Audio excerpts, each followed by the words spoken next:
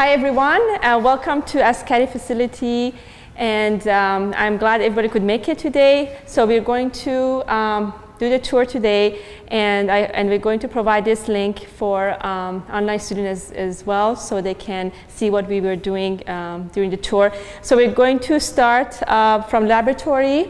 So we're going to go up the stairs, and we're going to spend some time at the laboratory going through all the equipment that we use for analysis and analyticals, and then after that we're going to go downstairs, heading to across the street where the AzCATI facility is, and we're going to spend enough time going through what we discussed during the class. So please interrupt us at any point of time that you have any questions, and I want to make this as much as informative and educational and also fun. So if you guys have any questions or concern, let me know. Other than that, we can start with the lab. If anybody is thirsty, needs any water, I can help you with the kitchen to access water. If not, then we can head upstairs.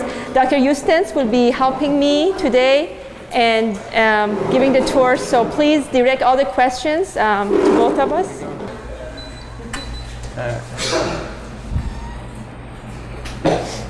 Yes. All right, you got the door? Yeah, we got it. Okay.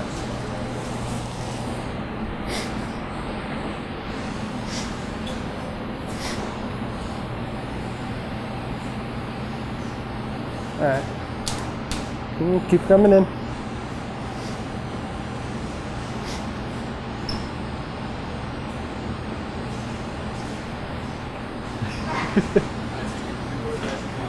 All right.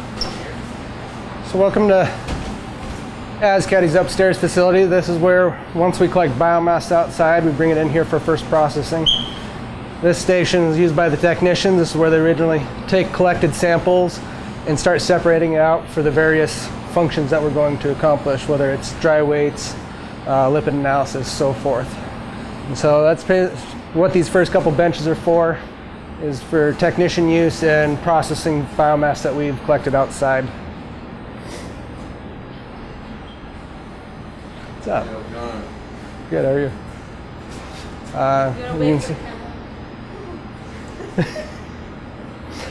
So some of this area is designed for our various research purposes. And you can see is Dr. Mark Seeger there. He'll be presenting for you guys later on in the semester. Dr. Seeger also going to be a speaker in one of our classes. Yes. So Oh, okay, great. yes. Nice to meet you all. Yes. Welcome. So, what do you want? Let's see. So for those of you who don't know, we'll talk about a little bit of the equipment up here. So this is a sterile hood. This is a laminar flow hood. Essentially what you do is sterile work. So if you want an algal culture without bacteria, without anything else, you always work in there because it's designed to separate the air from the outside and inside. So with that, you always have sterile gloves, ethanol, everything, and usually use some kind of flame to ensure that whatever goes in there is clean. We'll come around here to where we do extractions and some of our other equipment.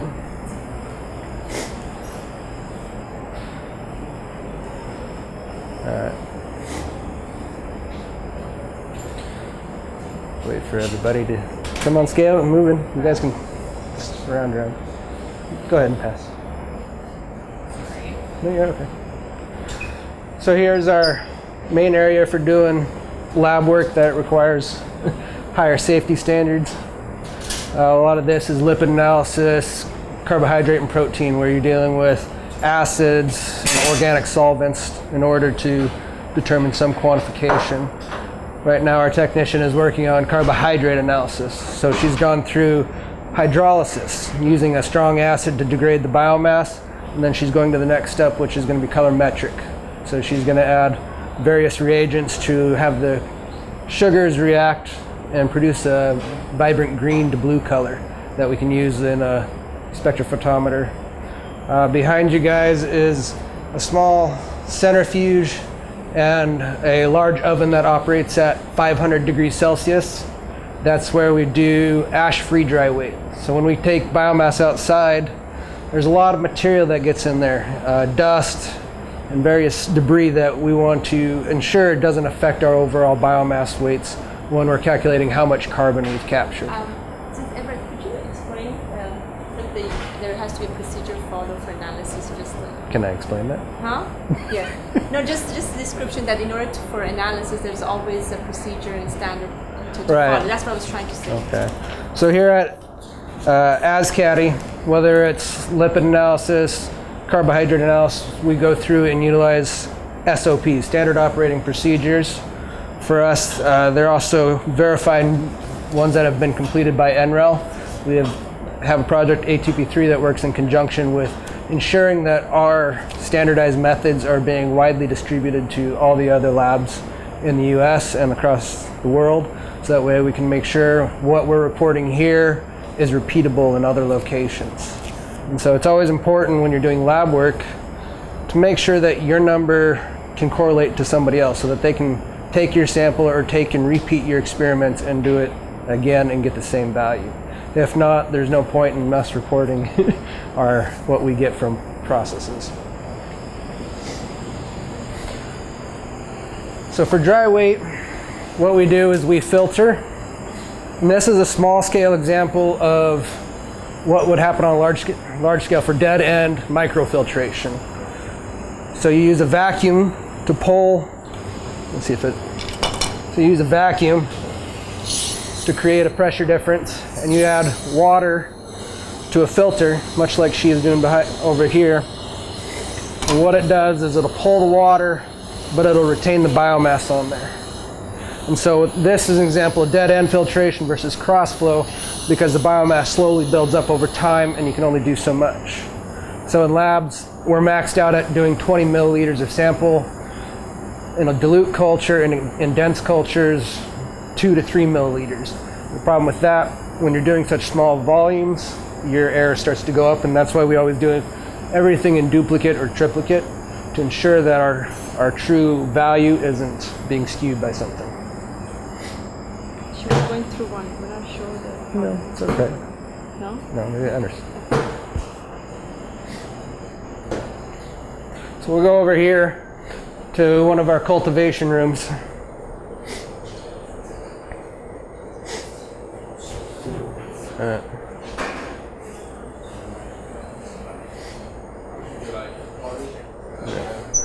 I like to explain this as where everything begins.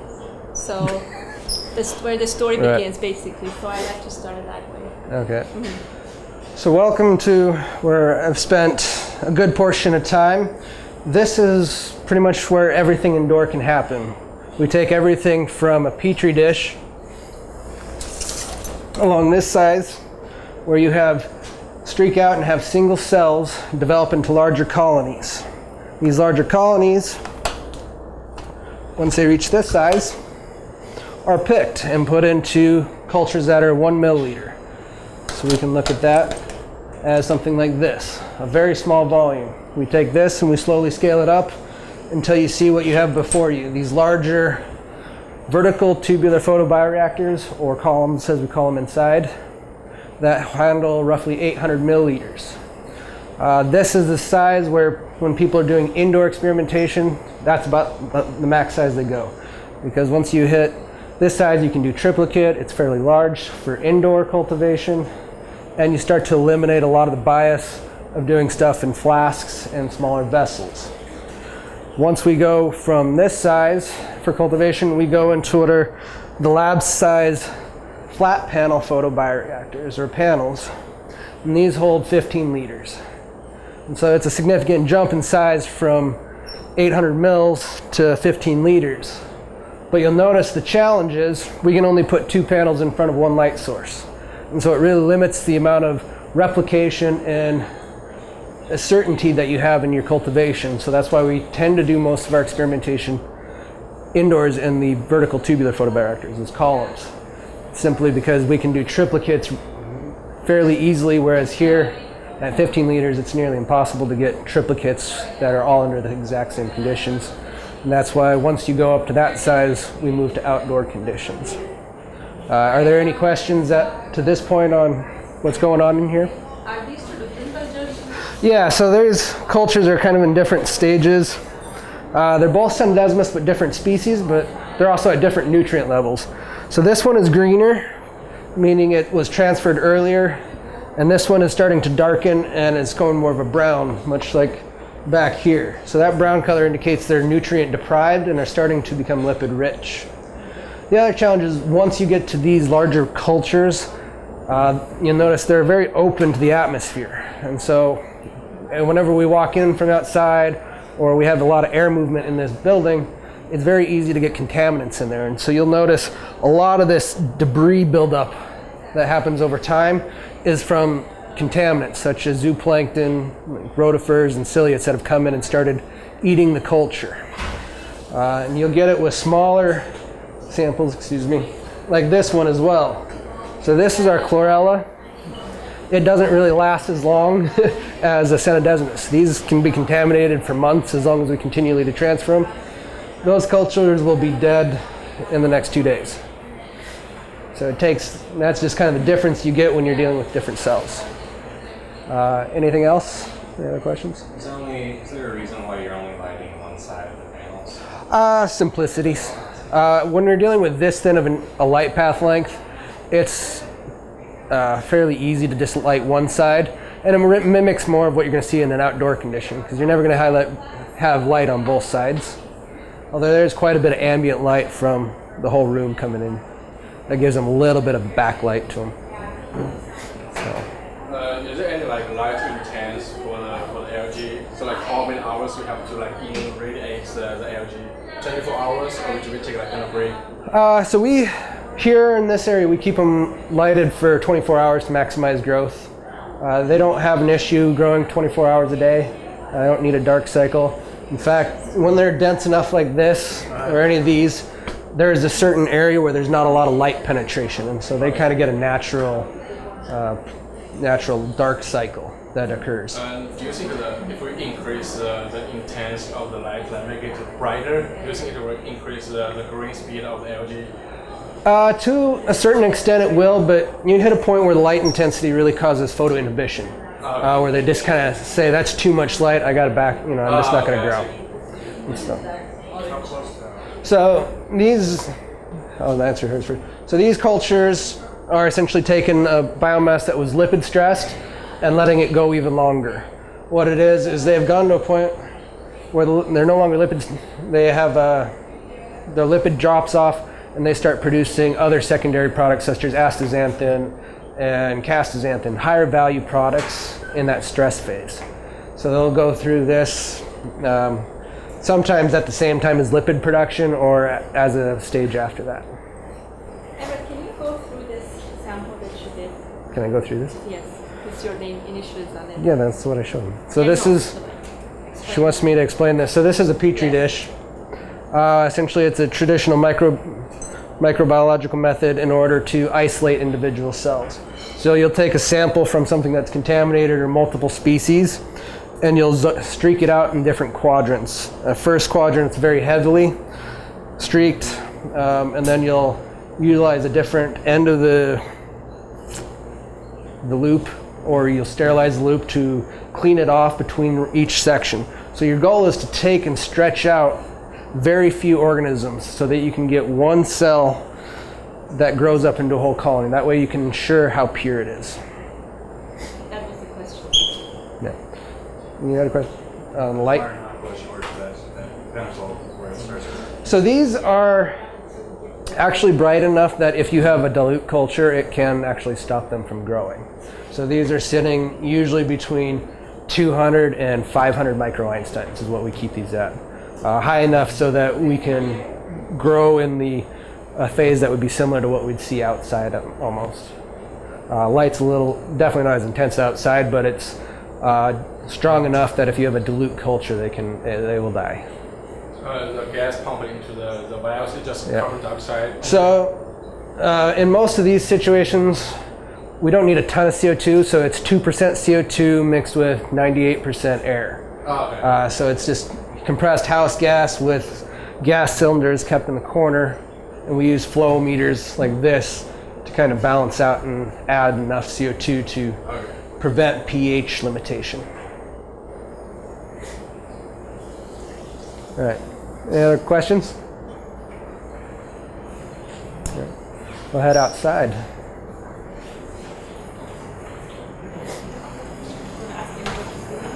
No. Emil, you want to say what you're doing?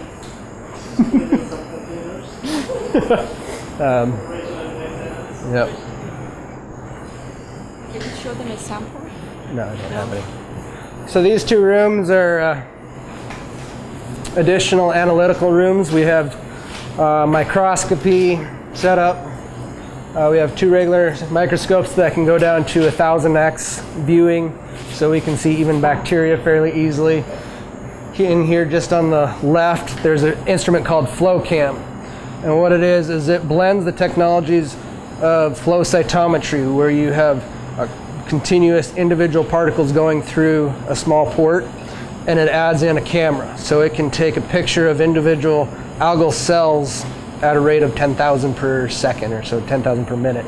So it can capture and visualize what the culture looks like, and is another way that we use for identifying culture contamination. Now they have newer models of this that actually incorporate fluorescence.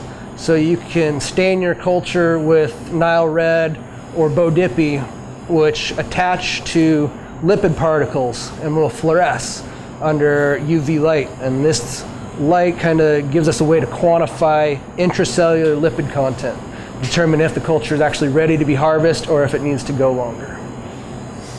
In this room we have an ICP, a GCMS, an LCMS, and a nutrient analyzer called the Latchet. So from this room we can tell the nitrogen and phosphorus level left over in the media. We can go through and analyze the water for heavy metals, especially if we're dealing with wastewaters of various industry kind. We want to know what's in there initially and what can the algae take out for us. And then we have the GCMS, which is what we use for the final tag analysis or lipid analysis. Determine, are we dealing with C16s, C18s? Are we dealing with EPA, DHA? What kind of lipids are we talking about? So how long are the carbon chains, and are they omega-3s? So what's the value of them? Is it biofuel worthy, or can we take it and use it for a high value product? And then the LCMS is set up for carotenoids. So we can go through and quantify how much astaxanthin, canthaxanthin, lutein, beta-carotene, all these various high value products, and see how much our algae produce. Some don't produce very much, and it's able to kind of just give us an indication that's low. Or we have species such as Hematococcus or various chlorella that can produce 3 or 4% of their weight in astaxanthin. And so those are really what are used currently in the industry to produce these high value products, and this is one of our ways for broad strain analysis, kind of determine what is there and what can we do with it. Any questions? So anyways, like I said, astaxanthin and canthaxanthin are high value products because they're very strong antioxidants. So astaxanthin, you'll notice, is what gives color to shrimp and salmon. It gives them very high quality, and then it's that nice red color you see from them. Beta-carotene and lutein are used in food supplements to give them like dog food's orange color. They'll use lutein. So those are the kind of various things that you can use these carotenoids for. Any questions, everyone? So if I ask you on the exam Wednesday, everything well? Great.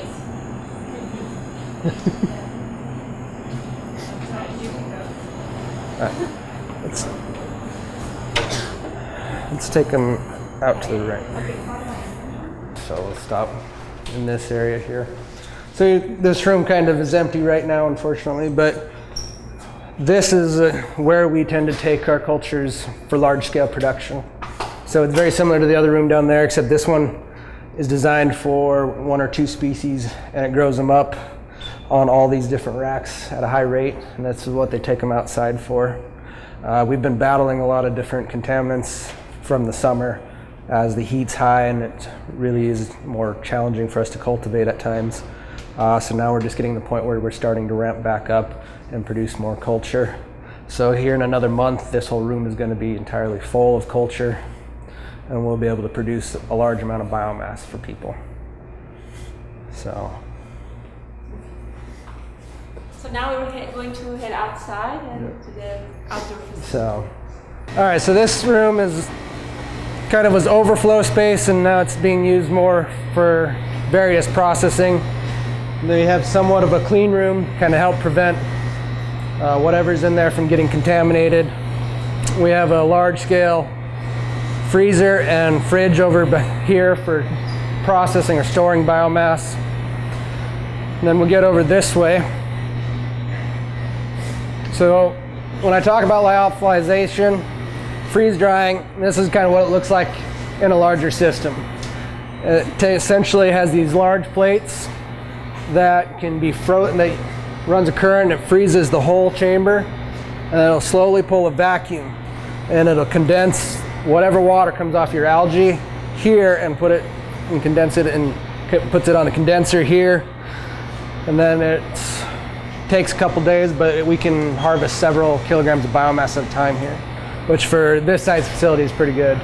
However, as I've said before, it's extremely expensive, but it maintains the purity and the integrity of your culture. So when you're looking at doing scientific experiments, evaluating the biomass for high value products, lipids, or anything, and you just want to see what's available, this is a great tool to do it on a large scale. So these systems here essentially are what we use to evaporate the media when we're looking at very dilute products in the water.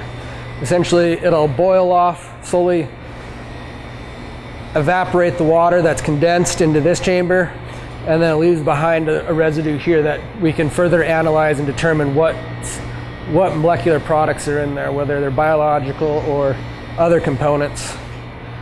And so those are typically, we run those pretty much every day, except for recently when we've been low on biomass.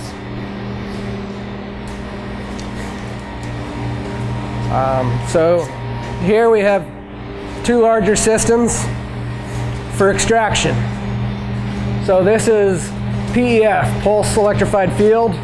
It uses a strong current to essentially destroy the cellular membranes, and you have the system over here which uses high pressure. And this uses a very small path length to shear the biomass and essentially destroy the whole cell. Is this what you use for collecting the lipids? Yeah, so these are two ways that we do large-scale extraction of the lipids or various products. It just destroys the whole biomass, so we can do a full in-depth analysis on what's going on. This method tends to be a little bit better at destroying the harder cellular biomass from Cetidesmus, whereas this one can do pretty well on like chlorella and whatnot. So it just depends. They're very different. Electrical versus physical stressing, or physical. What about the energy input on these? Can you repeat this question? So the energy input on these is extremely high. We're still investigating ways to reduce it, and for the most part, these are for our own separate analysis. So this is for scientific scale, taking biomass outside and saying what is in there as a whole. When we do stuff indoors at smaller scale, it's not always guaranteed that we're going to destroy all the biomass and find what we're looking for. So we tend to have larger samples, because these will do a couple liters, 10 liters at a time. So we have a lot of biomass that we can work with to do all our analysis. Whereas upstairs, the only way we do it is freeze dry it to get enough biomass in a small sample. How does it compare to the method that industry uses? How much? What's that? Industry standards, like. So these systems, if you're looking at biofuel production, both of these consume more energy than what you could ever get out of lipids on a per meter squared basis of producing biomass. So they use essentially whatever you'd get out, you'd turn around and put the energy into cracking the cells open. And that's one of the reasons people are starting to look at biological methods of destroying the cells, enzymatic degradation, because they're a lot lower input for energy but they can yield similar results. Cenodesmus is harder than most, but they're still showing that we can start to destroy the cells with enzymes, which is you're looking at less than 10% of the energy input required for enzymatic degradation than you would be for either physical or electrical. Time difference, you're looking at, you'd probably get it done in a couple hours or a day, instead of these are seconds. These destroy biomass within a couple seconds, depending on how high pressure and all those. There's various inputs to them, but usually within a minute you have your sample processed. Are there any other drawbacks aside from time when using enzymes? Well, anytime you have to develop the enzymes. So it's current problems along the lines of lignocellulosic ethanol production, anything like that where you have to find either a source of the enzyme or artificially produce the enzyme in order to apply it to the algae itself. So it's in that initial processing step and developing stage. They're still trying to lower those the cost of producing those enzymes. There are people who are considering the use of fungus as a way to destroy the biomass because they produce a lot of the enzymes required already. And so just the co-cultivation of the two organisms together. So there's a lot of different newer thoughts that are being tried out in research scale at this point that we don't know the results of yet, but show interest. Okay. So these are some of the older systems. One of the things I really wanted to point out here is the large scale flat panel reactors and the fact that they're not operating. One of the challenges that we've come across over the years of being here is how long does the material last before it degrades? You'll notice we have a couple different colors. We have these yellow, essentially the acrylic polymer, or acrylic and polycarbonate blend that turns yellow over time. These have had the most problem. These were what were originally put in. They're designed to be a little bit stronger than traditional acrylic, but polycarbonate is UV sensitive. And when they put those in, they did not think about UV sensitive outside, apparently. So what happens, they degrade really quick, become brittle, and so anytime you have temperature fluctuations throughout the day or throughout the season, you start getting stress fractures that occur. And so it's something that you always have to take into account when engineering these systems is, what material am I using? How do I properly use it? So we have some that still are working, they're a little bit thinner, they're a little bit narrower path length, and they've done a lot better. They're traditional pure acrylic, they don't crack as easy. They still have a limited lifespan, but they do better than the blends. The other thing to point out is path length. These are a 4-inch path length versus most of ours are 1.5 to 2 inches. This is critical when you're talking about stressing because the weight of the water. It's not just the height, but it's how much weight you're putting behind it that bows this material. And so when you're at a 4-inch, there's a high level of stress that goes every time you fill them up and drain them. And so we've seen a lot of cracking that occurs because the light path length is too large. And so that's another reason why we're trying to go with a thinner path length, is it saves the thickness of the material and the lifespan of the material. So how often do you switch all these panels? So these were designed to be put in and then run for 15 years, and they lasted about 3 years. That's due to bad engineering, but nevertheless. We have flat panels over here. These are research grade. They've been in operation since 2008 for the most part. Okay. What we've noticed, we're at about 50% of what we had in 2008. The big challenge, we drain those, clean them, and fill them back up. And if you do it too often, it's the same principle here, is there's a lot of stress on them. Those ones, as we can come down, rely on an internal structure. So Doctor Who, when he was here, had the vision that he didn't want to limit any light path from any angle, so he went with an internal structure. So it's pure acrylic, and then he uses an internal membrane or internal bar to essentially support it. What we've noticed though is when we drop this down and then fill it back up, it creates a lot of bowing to the cultures. There's actually about a 1/2 inch of bow to each side of this, and it gets worse as the material ages. And at a certain point, there's too much stress here, and it'll start cracking, and it breaks the center structure, and then the tank's no longer usable. So we've had that pretty much on any tank here, has had that happen. Everett, can you explain the orientation, why these are? So, yeah, I'll get to your question next. So, these are north-south facing versus east-west, and it's a classic debate. Which way do we get better sunshine? It depends on the time of year, it depends on your location. Here in the valley, we have plenty of sun in the summer and too much heat. So when we have a east-west orientation, we do get a lot of sun during the summer, but it doesn't really do us any good because we have to put so much energy into maintaining that cooler temperature. These panels, north-south, they understood that at a certain point, we don't grow well in the summer. There's too much heat, too much energy input. So these are optimized for during the winter when the sun is lower in the sky. We get just as good of a growth rate out of these in the winter as we get out of those as the east-west ones do in the summer. There's a slight difference, but these are just as reliable.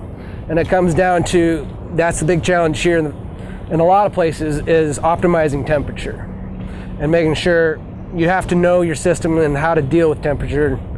It's just not that easy in the panels. What's your question? I was just wondering about this setup. All right. So, a couple years, I think 2011, 2012, they started coming up with the idea of the pseudo-column reactor. And the purpose of this is having a hard infrastructure, a metal infrastructure, with a plastic bag. The idea, if that material degrades over time, the plastics, which no matter what they are going to weaken over time, it's a lot cheaper to replace a plastic liner than it is a full acrylic system. So this concept here on capital cost alone is 1/3 of what it takes to produce one of those traditional acrylic systems. And so these are designed for longer use, and they show similar growth rates to what we see in the traditional acrylic. There's still a lot of optimization required, but that was the whole principle of these, is finding a way for us to minimize capital costs and overall maintenance costs throughout the lifespan. And these bags, depending on what you're growing and how you're operating, you can replace them once a year, or you might have to replace them once a month. Just depends on who's in charge. Depends on how you want to clean them, depends on what risks you want to take in terms of maintaining a clean culture. Yeah. Yeah, that is the other name of it, is bag and jail. But the patent name is pseudo-column reactor. All right. In one of the classes, you talked about micro and macro bubbles together. If they are, Right. Is that the same? So this is all coarse aeration. What you'll notice is that in most water, we have a major coarse aeration that occurs, and then you have these smaller bubbles that do stay kind of just in suspension. The principle of microaeration is you take a secondary line that bleeds in bubbles that are like a tenth the size of those, and they will stay kind of mixed there in the center. They don't have enough buoyancy to rapidly rise like coarse aeration. And also, when you start putting algae in there, it prevents the surface contact of the bubbles, and so it decreases coalescence. Essentially the concept that small bubbles will form into larger ones and so forth. Right now, we have bleach in these, and that also is why you're seeing so many small bubbles in this. So bleach kind of acts as a barrier, an ion barrier between the surface of two gas bubbles and creating a larger one. Can you tell them about we make those holes, and that's why What's that? aeration, and we didn't talk about aeration and CO2, how the air and CO2 get mixed. We'll get there. You can get there. Okay. We'll go down. So we'll continue forward. This is what happens when the culture dies. This is what happens if it's too hot. And if it gets too hot, it kind of turns this bleach or this pale orange color. Yeah. So this is the other challenge with a lot of these reactors, and when we deal with outdoor system, it's called biofouling. Biofilms, biofouling, it's all the same principle. You get a buildup of material that kind of breeds contamination, bacterial growth, and so this is something we try and limit and avoid. And this is why we'll have to go through and you'll destroy these cultures and we'll start with new ones and kind of keep them clean. It's the problem with outdoor cultivation. You get all kinds of debris in there, and over time they will, if you're not keeping them at an optimal growth, a fast growth rate. So these are stocks that have been here for over a month. If you change those out every week, every 2 weeks, they stay nice and pretty. They never have this issue. So it's about time frame. So the faster you grow it, the more often that you pay attention to it, the better off you are. And that's where here at a science scale, we kind of lose that capability. Man hours takes a lot of time. If you're in industrial size or industrial processes, you don't have this occur as often because someone is on there every day, every hour, trying to make sure everything is operating at pristine condition. So we'll go down.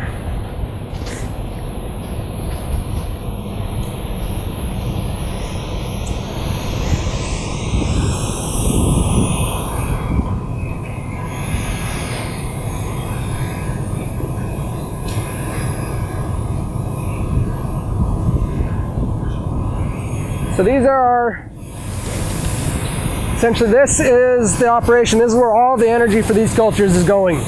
We have, these are blowers, essentially low pressure, high volume air. This is what is causing the sparging bubbles in all these cultures. And then back here, those are the evaporative coolers. So they have a structure inside them that maximizes surface area to volume to evaporate water, in effect essentially cooling a reservoir tank. So underground we have large tanks of water that are used to maintain culture with these cooling coils. The aeration is sparged with air, and then we have a liquid nitrogen or liquid CO2 tank on site. At this point, for purity's sake, we use pure CO2, but when you're looking at industrial processes, we're going to be looking at more flue gas. So you wouldn't have a compressed CO2 tank, you'd have blowers like this that capture and transport the flue gas. So these also are quite expensive in terms of energy concept. What I talked about before was you can turn them off periodically to help reduce your energy requirements.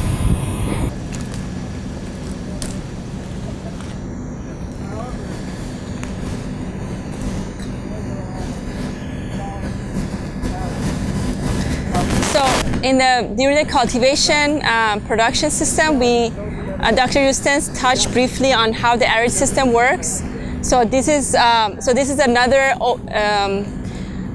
open kind of cultivation system where they try to regulate the temperature because some of the conditions at the arid climates, like Arizona, it has cold morning during the winter. They were not going to provide an ideal temperature range to produce algae. That's why the arid system are designed to store the biomass during the night hours here, so they can keep the heat capacity during the night. Right now there's no biomass, however this is how the system works. So they keep it stored during the night, so they try to regulate the temperature. So, and then in the morning with the solar panel pumps, they bring it up, they rotate through and then come back again and go back again. However, during the night they will keep it here, so they store the temperature, so they do not lose the temperature as a heat loss.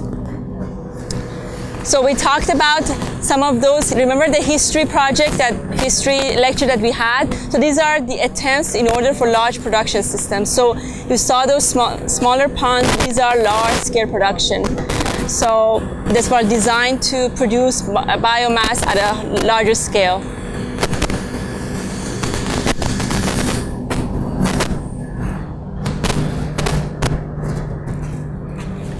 These are bigger paddle wheels. As you can see, these are paddle wheels. So in order to rotate the algae, in order to mixing for panels, we're provided by aeration. However, for open ponds, we need paddle wheels to do that. However, these are the source of energy consumption when it comes to open ponds. They are rotating the algae, mixing the algae during 24 hours. There are some strategies in order to reduce the energy to shut it down over time. However, you have to really do it at a time of growth that you think algae would not get influenced by that. So these are raised ponds, these are smaller ponds, raised ponds. So these are mainly the bigger cultivation area as far as ATP3 that we discussed during the lectures. Oh, they have biomass here.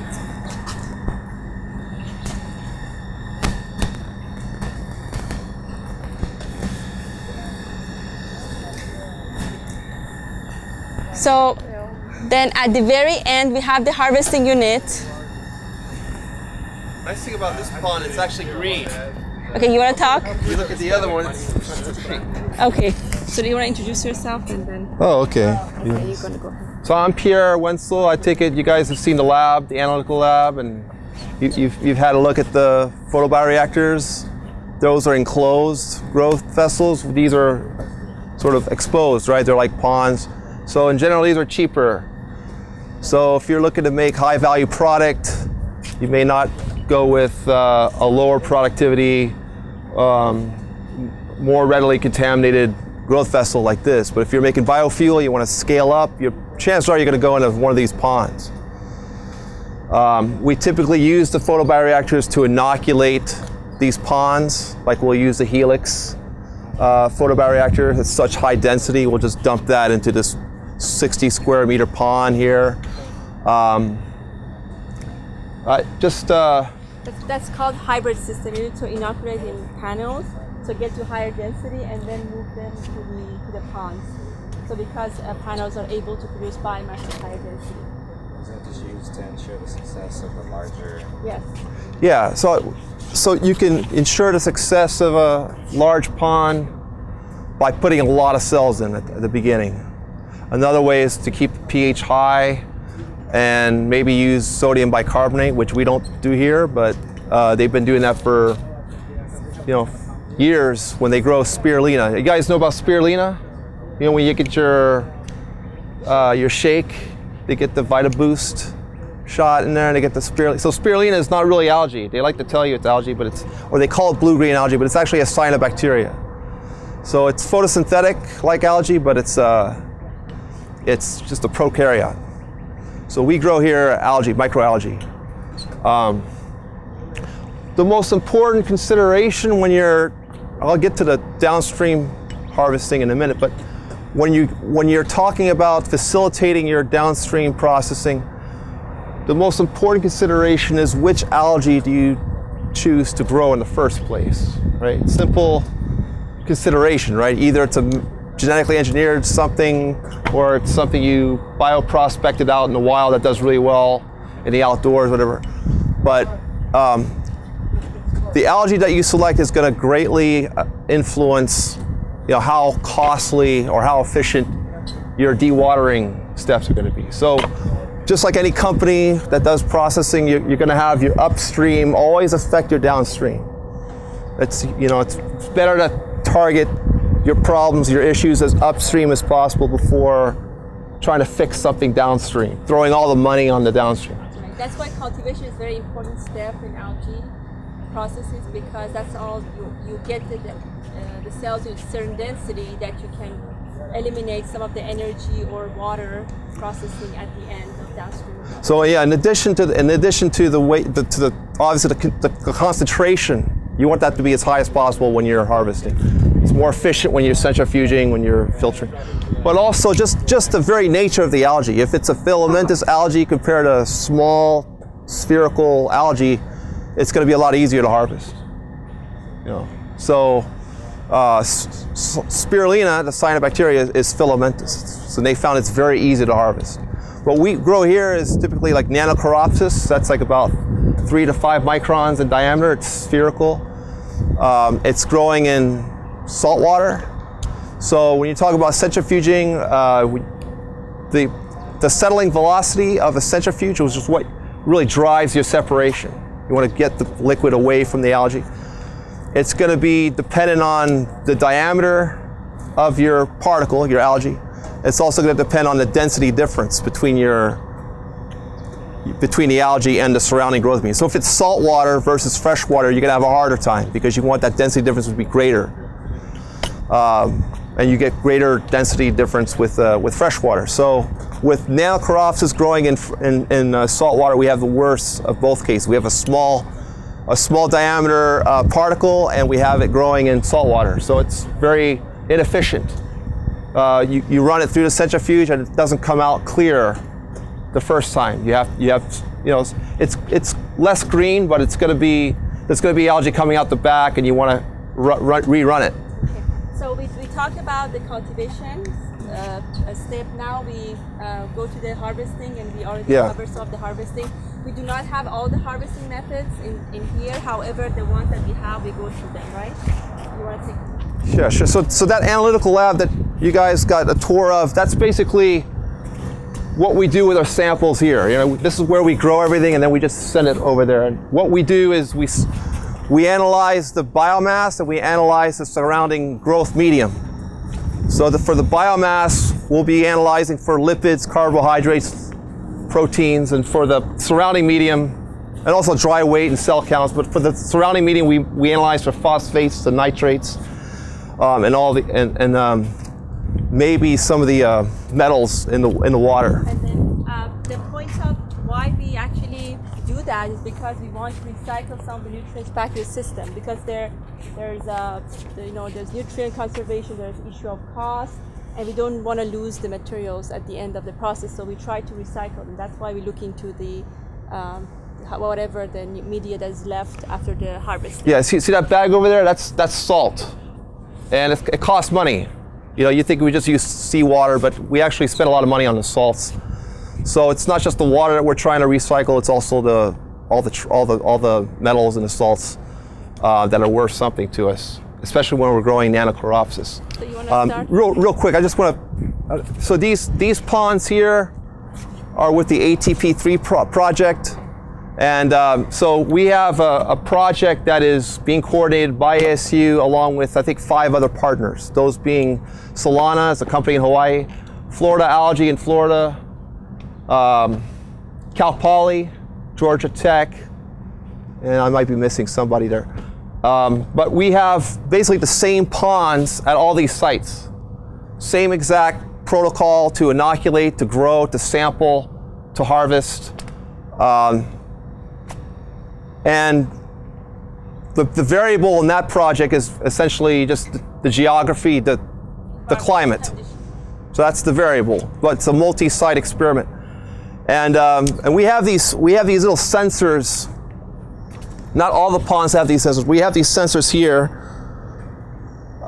These are spectroradiometric sensors. Basically, it's a fiber optic line running from each of these 6 ponds have them. And these are downwelling, I should say upwelling sensor. We have one downwelling sensor up there. And we just basically take the ratio of the reflectivity that's picked up by this sensor and divide it by the reflectivity that's picked up by this, which is aimed straight at the sun. And what that enables us to do is to remotely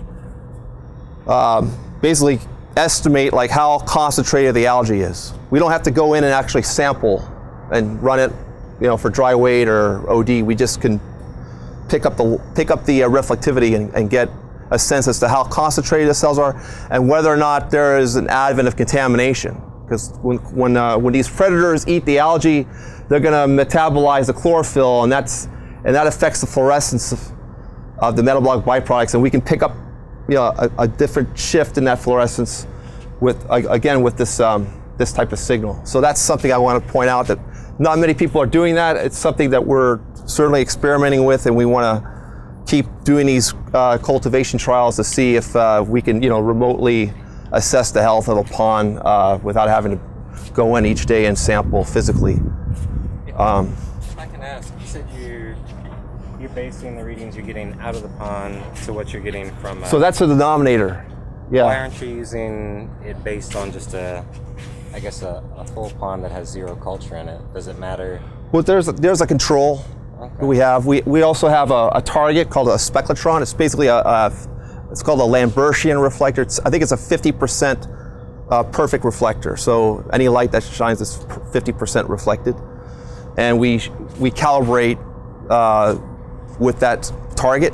Basically, someone is out here, me, I'll stand here for 15 minutes in 110 degree weather and shine this target, shine the sensor at the target, and for each one.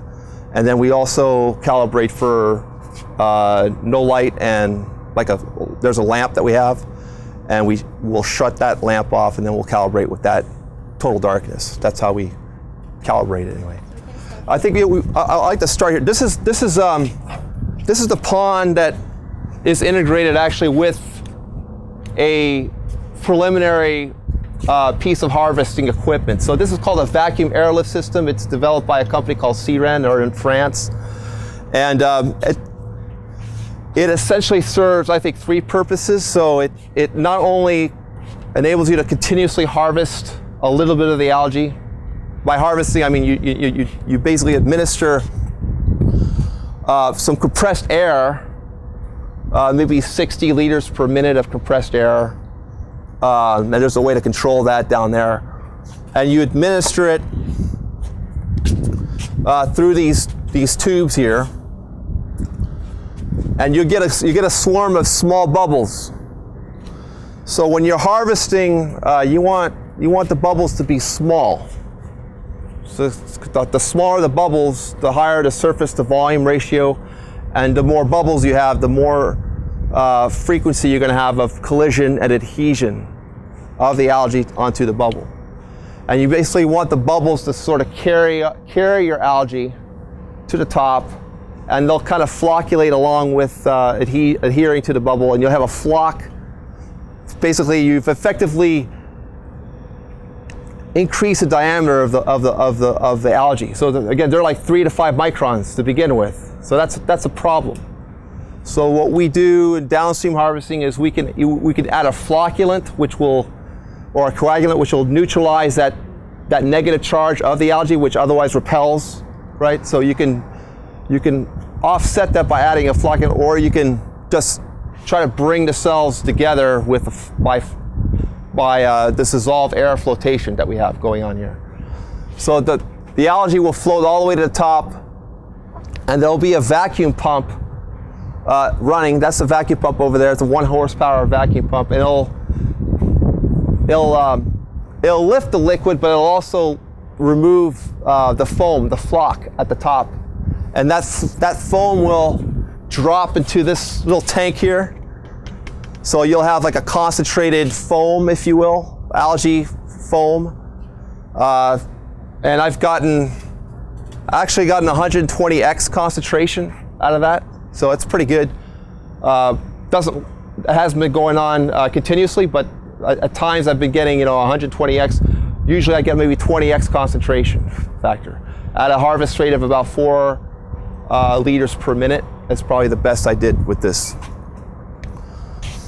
But this will let you harvest continuously, as I just described, but it will also remove the dissolved oxygen. So when these cells are photosynthesizing, they're generating all this oxygen, and oxygen when you have a lot of high light intensity and high dissolved oxygen, you can have photo inhibition.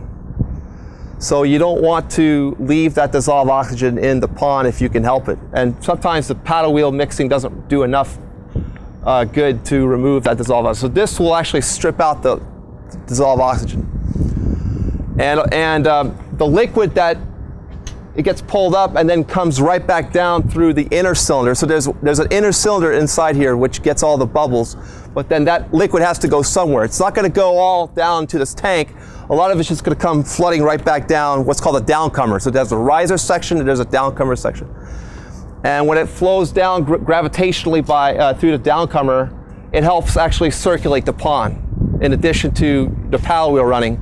So you can maybe cut down on the power consumption for agitating the algae in the pond, right?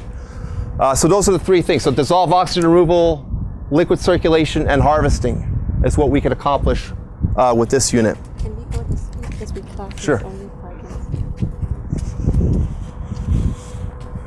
And here, so after that's collected in a tank, the idea is to have that maybe go to another step. This is a membrane filtration unit. This is the LHF 1060. It's made by a company, Litri, out of China. And this is just a filter, so it's a tangential filtration unit, which means that the liquid isn't running directly perpendicular to the membrane. The membrane is essentially these hollow fibers stacks. So I have 6 of these. So this is a total of 40 square meters of surface area. But just like any membrane unit, you have a feed, and then coming out you have what's called a permeate. That's the liquid that's clear, typically clear. That's what this hose is. That's where I would send like the salt water out to one of these tanks. So I use this hose here to deliver the permeate. And then what doesn't make it through the membrane is called the retentate, as in you're retaining. That's the concentrated algae that doesn't make it through the membrane, and then it just gets recirculated back to the feed tank. So it's just feed is equal to permeate and retentate. And I'm able to get maybe 15,000, or actually now that we've expanded the diameter of the feed, I could probably get about like 7,000 liters per hour of permeate coming out. So in the harvesting method that we covered, can you point out how many techniques we already talked about? We talked about filtration. So this is filtration. That was that's a combination of dissolved air flotation and an airlift system. It's kind of it's not really a typical unit. This is really experimental back there. But ultimately, you're still not going to get a solid paste until you really concentrate it with the centrifuge. Our centrifuge currently is down. We have a replacement unit here, and I apologize for this, but there is several parts to this unit. There is what goes inside that unit is a set of blades here inside a drum. So if you can see the blades, yeah, I wish I had it all. So there's a lot of blades here, and that will go inside the drum. And this essentially is the splash screen that covers the drum, the hydraulic lift system and the splash screen. So the way this works is we feed the relatively concentrated culture from the membrane unit with this pump here, and we'll pre-filter it. It gets fed in here, and again, it's the feed being equal to what's coming out, and what's coming out are these 2 lines here. There's an inner and outer line, and what you want is clear liquid coming out this line here, and you want all the algae to be centrifugally adhering to those blades that I just showed you in the back there. Those blades are spinning at 4,200 RPMs, and there's an equation to get the G's from that, but there's basically, see, we don't have it, but there's a splash screen that goes and covers the drum, which itself is covering the blades. So the blades are rotating, and the algae will adhere to the blades, and you can set compression time, you can set the feed pump flow rate. This all affects efficiency. For the nanocrosses, I typically run at about 1,000 liters per hour, but for a set of desmus where you can get an efficiency of like 99%, because the morphology is different, because the diameter, the effective diameter is different, you get a much better separation. So you'll basically get to run that at maybe 4,000 liters per hour, much faster, which means less power consumption. The faster you run, the less power you run. But once you have the blades sufficiently covered with algae, and you kind of estimate how long it takes to do that based on the size of the drum and the speed that you're running at. Then it's time to discharge. And what we do when we discharge is we will stop and we'll run this in the reverse direction. And as the blades are running in the reverse direction, it basically splatters all the algae onto that metallic splash screen. And then you basically have, subsequent to that, there's like a hydraulic lift system that will push down like a square squeegee, and it'll basically scrape off the algae off the metallic splash screen. And it'll scrape all the algae onto this tray here. And basically we're just collecting our algae from this tray. The harvesting is one of the most energy intensive harvesting methods basically. And then compared to efficiency, this is the most efficient compared to the rest of the ones that we already covered. All right, thank you, Dr. Brenson. If you have any other points at the end. Yeah, real quick. So that's the biomass that we harvested, and the biomass can go. In this case, since we're not going to be hydrothermically liquefying it, it's probably going to go for some high-value omega-3 fatty acids or some high-value products that you want to extract. If you're not going to extract anything of value, basically you don't have to completely dewater it. You can just get a slurry, and you can run that through a hydrothermal liquefaction reactor and thermochemically break down everything to some bio-oil, biogas, and bio-crude.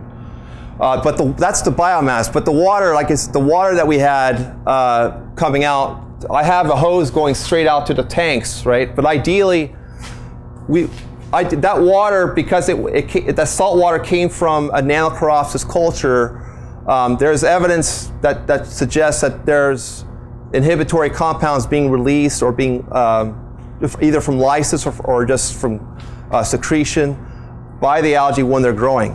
So if you're trying to recycle that water, you're trying to regrow on that salt water, you're going to have issues. And that's because there's inhibitory organic compounds in that water. So what we would like to do is remove those organic inhibitors. And that's just straight up wastewater treatment. That's what they do with our drinking water when they want to lower our COD, our BOD, these sorts of things. And so we have, I'll just show you real quick.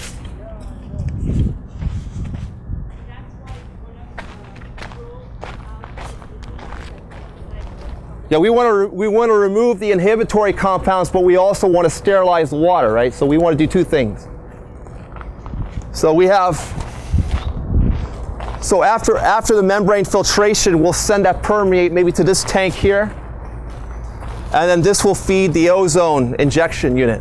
So we have an ozone injection unit, and using air as the source of oxygen, and then we'll send that through a reactor. And it'll react for X number of minutes for the right dose. And then we can either inject hydrogen peroxide from that yellow tank, or we send it through this UV light lamp system. So this, inside the UV lamp are these strips of titanium dioxide catalyst. That's supposed to promote the production of the hydroxyl radical. So a hydroxyl radical is what really destroys your organics much faster than ozone. So the OH dot is what you're trying to achieve. That's the radical that you're trying to promote the generation of with this sort of system. It's called an advanced oxidation process, and it's all about getting the OH dot to basically catalytically break down your organics to the point where it's just like CO2. You fully oxidized it. And whatever didn't get oxidized, you basically run through an activated carbon bed unit. And then eventually, before we send it back to the pond, we'd filter it, UV irradiate one last time, and then catch whatever died in the first UV with this second filter here. Then we send it back to the pond. So that's ozone, reactor, UV, a hydrogen peroxide injection, UV with titanium dioxide, activated carbon, and then just one final filtration. That's the whole advanced oxidation process. And that's wastewater treatment, just happening in this little section here. So that's how we treat our water. And you saw how we harvest the algae, with the membrane, with the airlift system, and with the centrifuge. So that's the best I can do at this point. So, Thank you. Cool. Anybody have questions?